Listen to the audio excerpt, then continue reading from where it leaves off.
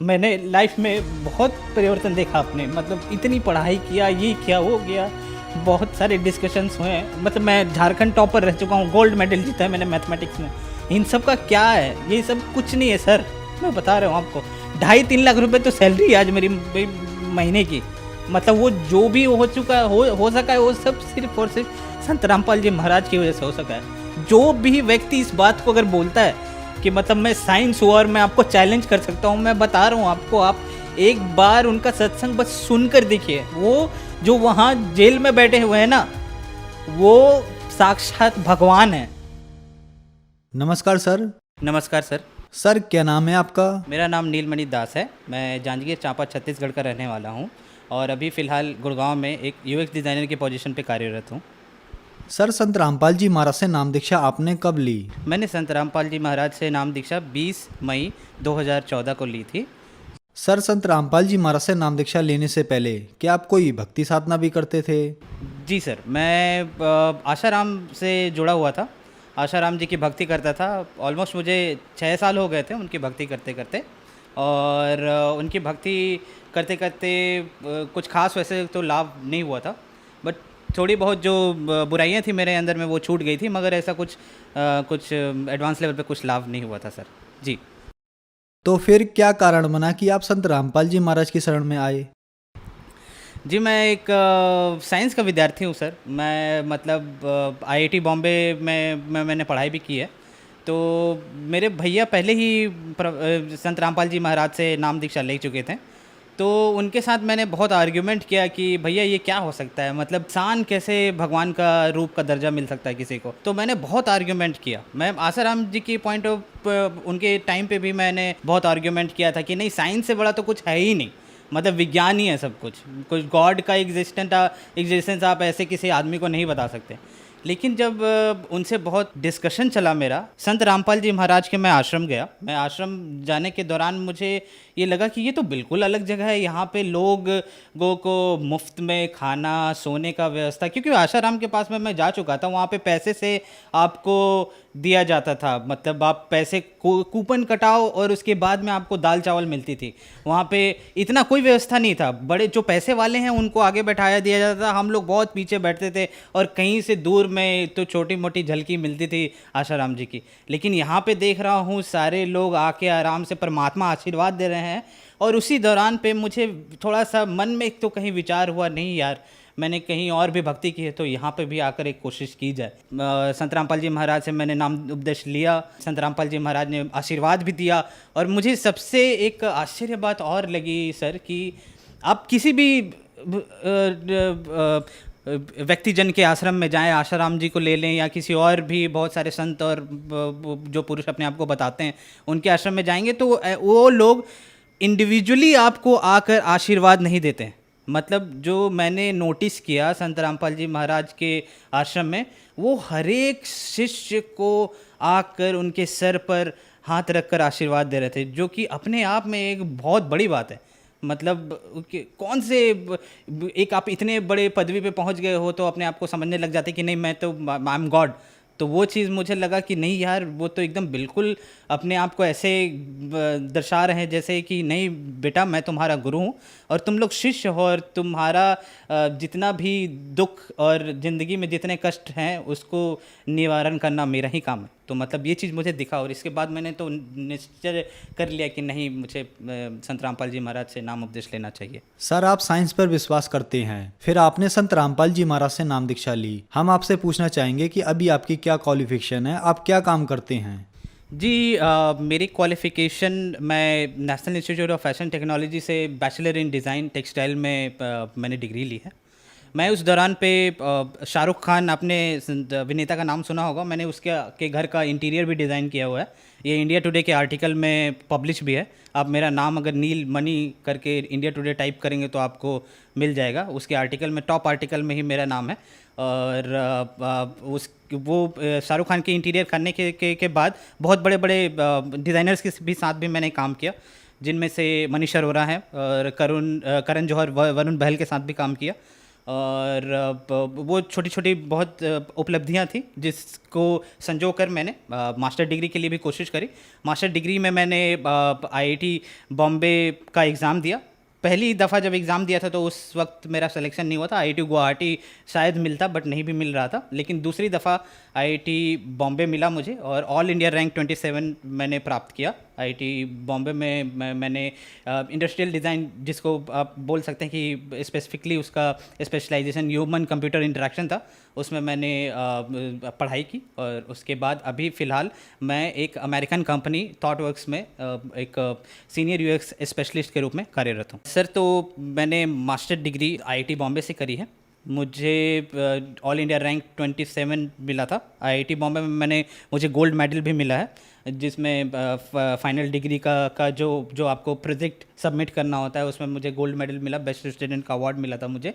और संत रामपाल जी महाराज के ही आशीर्वाद से मेरा आईआईटी बॉम्बे में सिलेक्शन हुआ था। आईआईटी एक इतनी बड़ी संस्थान है, मतलब लाखों बच्चे वहाँ एडमिशन के लिए तड़पते हैं, मरते हैं, मतलब कि नहीं वो वहाँ पे हमारी एडमिशन हो जाए, लेकिन सिर्फ आशीर्वाद मात्र से, संत रामपाल जी महाराज के आशीर्वाद मात्र से वो सिलेक्शन हो गया था मेरा। और ये सर मैं ये आपको ये भी बात बताना चाहूँगा, मैं संत रामपाल जी महाराज के पास में मैं 2013 में भी एक बार जा चुका था, जिस समय भैया ने मुझे बोला कि तुम जाकर आश्रम देखो, तुम्हें नाम उपदेश लेने का इच्छा करेगा तो ज़रूर लेना। उससे पहले भी एक बार मैं गया था, जिस दौरान पे मैंने उसी वक्त बोला था भैया को कि अगर मुझे आईआईटी बॉम्बे में मेरा सिलेक्शन हो जाए ना भैया, तो मैं पक्का नाम का उपदेश लूँगा, तो मुझे समझ में आ जाए कि हाँ यही कि ही इज़ द गॉड। तो जैसे ही मैंने बोला कि संत रामपाल जी महाराज से मेरी वार्तालाप भी हुई, मैंने उनको बोला कि मैं आईआईटी बॉम्बे में मैं एडमिशन चाहता हूँ, तो उन्होंने एकदम आशीर्वाद दिया और बोला बेटा हो जाएगा,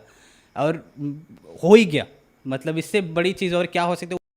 नीलमणि जी, आपने आईआईटी मुंबई से अपनी पढ़ाई पूरी की है और आप गोल्ड मेडलिस्ट स्टूडेंट रहे हैं। संत रामपाल जी महाराज के बारे में ये कहा जाता है कि उनसे श्रद्धालु अंधश्रद्धा के तहत जुड़ते हैं। कम से कम आप जैसे लोग जो टॉप आईआईटी कॉलेज में गोल्ड मेडलिस्ट स्टूडेंट हैं, टॉप इंजीनियर्स, टॉप डॉक्टर्स जो संत रामपाल जी महाराज से जुड़ रहे हैं, आप लोगों को तो हम नहीं कह सकते कि आप लोग संत रामपाल जी महाराज से अंधश्रद्धा के तहत जुड़े हैं। तो क्या ये धारणा बनाई गई है या ये धारणा कहीं ना कहीं तक ठीक है?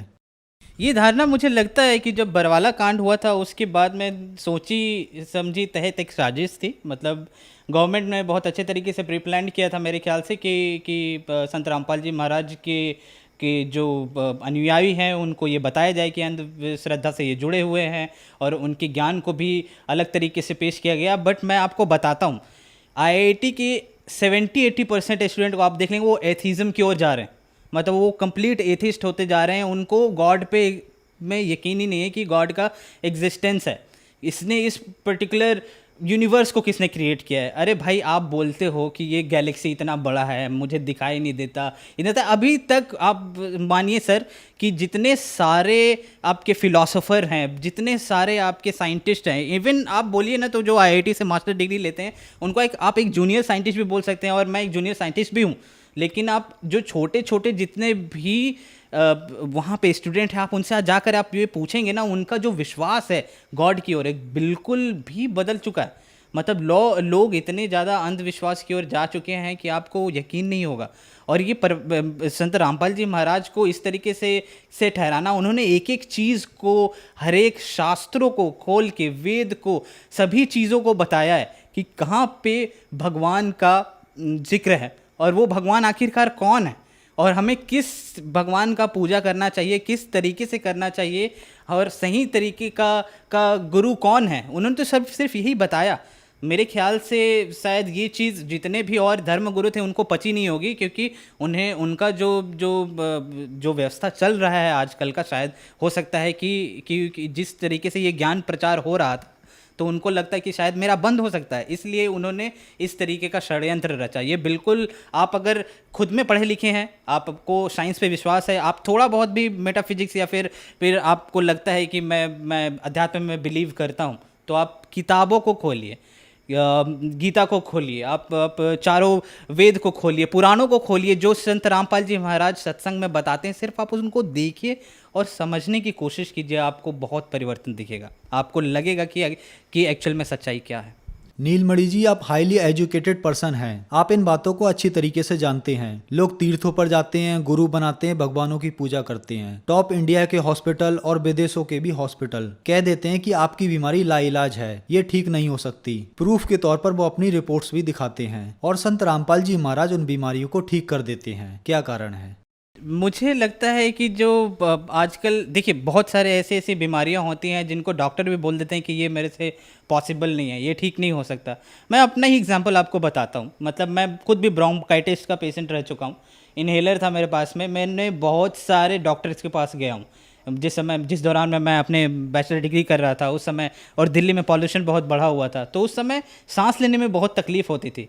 तो मुझे कहीं ना कहीं लगा, और भैया से मैं भी मैंने पूछा कि क्या करना चाहिए। तो डॉक्टर के पास तो जा ही रहे थे, लेकिन मैंने सोचा एक बार अरदास लगा कर देखें संत रामपाल जी महाराज से क्या होगा। जब जब अरदास लगाई तो एकदम से गायब हो गया। आज की डेट में मैं बता रहा हूँ आपको कि मतलब ऐसे बीमारी छू मंतर हुई जो डॉक्टर बोल रहे थे कि टाइम लगेगा, आपको इनहेलर ले लो और अलग अलग तरीके के टैबलेट्स दे रहे थे। आज जब संत रामपाल जी महाराज की इतनी दया हुई है कि मुझे तो दवाई हाथ लगाना ही नहीं पड़ता। संत रामपाल जी महाराज सिर्फ आपको मंत्र देते हैं, वो मंत्र और साधना को आप सही तरीके से जब करने लग जाएंगे तो ऑटोमेटिकली आपकी की जो जितनी भी बीमारियां हैं धीरे धीरे करके ठीक हो जाएंगे। और मेरे बहुत सारे ऐसे मित्र हैं सर जो आईआईटी में पढ़े हैं, और वो भी मतलब ऐसे अगरबत्ती वगैरह दिखाते थे, और मैं साथ ही साथ मैं अपना नित्य नियम किया करता था संत रामपाल जी महाराज का। तो वो लोग, उनको आश्चर्य होता था कि ये कौन सी पूजा की विधि है जिसमें कुछ जलाना नहीं पड़ता, कुछ करना नहीं पड़ता, एक आपने बस जोत जला दिया है, उसके बाद में आप बस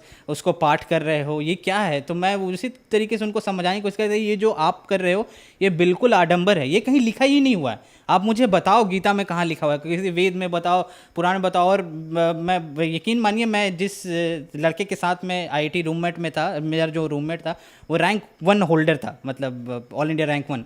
तो वो बहुत बड़ी बात होती है। मतलब ऐसे लोगों के भी लोगों में आपको इतनी अंधविश्वास दिखेगी ना, जो कि मतलब जिसको देखा समझा ही नहीं जा सकता। तो मैं कहूँगा कि कम से कम आप संत रामपाल जी महाराज की जो पूजा विधि साधना है उसको समझिए, और जो उन्होंने गीता और वेद शास्त्र पुराण में जो बताए हैं कम से कम उनको फॉलो कीजिए, देखिए, सत्संग सुनिए, तो आपको समझ आ जाएगा।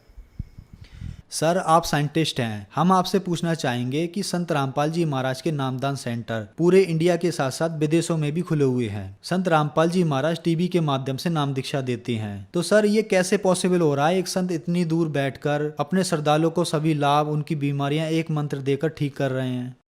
मैं तो सर सबसे पहले मैं आपको ये बोलना चाहूँगा कि आपने उनको संत बोलकर मतलब वो गॉड हैं। मतलब आपको अगर यकीन नहीं होगा, वो गॉड है साक्षात, कबीर साहब हैं। मतलब मैंने लाइफ में बहुत परिवर्तन देखा अपने, मतलब इतनी पढ़ाई किया, ये किया वो किया, बहुत सारे डिस्कशंस हुए हैं। मतलब मैं झारखंड टॉपर रह चुका हूँ, गोल्ड मेडल जीता है मैंने मैथमेटिक्स में। इन सब का क्या है? ये सब कुछ नहीं है सर, मैं बता रहा हूँ आपको। 2.5-3 लाख रुपए तो सैलरी है आज मेरी महीने की। मतलब वो जो भी हो चुका हो सका है, वो सब सिर्फ और सिर्फ संत रामपाल जी महाराज की वजह से हो सका है।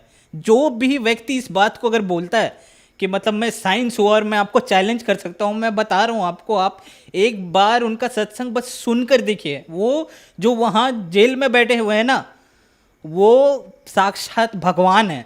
उन्होंने ये पूरा का पूरा, मतलब वो बैठे बैठे वहाँ कितने सारे जो भक्तजन हैं, जितने शिष्य हैं उनके, उनका हर एक लाइलाज बीमारी ठीक हो जा रही है। और मैं बता रहा हूँ आपको सर, मैंने तो गुरु जी को, संत रामपाल जी महाराज को उस वक्त देखा था, लेकिन जो भक्त आज जिन्होंने देखा नहीं है, मिला नहीं है, उसके बावजूद भी जिन्होंने नामदान लिया है, उनको इतना लाभ मिला है, आप यकीन नहीं मानिएगा। मतलब ऐसे ऐसे लोगों की मैंने शिष्यों की मैंने गाथा सुनी है, जिन्होंने बताया कि मेरा पथरी ठीक हो गया, मेरी ब्रोंकाइटिस थी वो ठीक हो गया, मुझे कैंसर का बीमारी था वो ठीक हो गया। ये सब सारी चीज़ें आप देखोगे तो आपको यकीन आ जाएगा कि ये संत नहीं है जिसको आप संत बोल रहे हैं। कबीर साहब भी इसी तरीके से आए थे, उनको भी इसी तरीके से डिस्कार्ड कर दिया गया था, अवॉइड कर दिया गया था। आप उत्तर प्रदेश में भी जाओगे तो मंदिरों के ऊपर में भी इस तरीके से मतलब उनका जिक्र किया था। उनको बस कवि के रूप में ही देखा जाता है, उनको एक भगवान का दर्जा दिया ही नहीं गया। मैं बोल रहा हूँ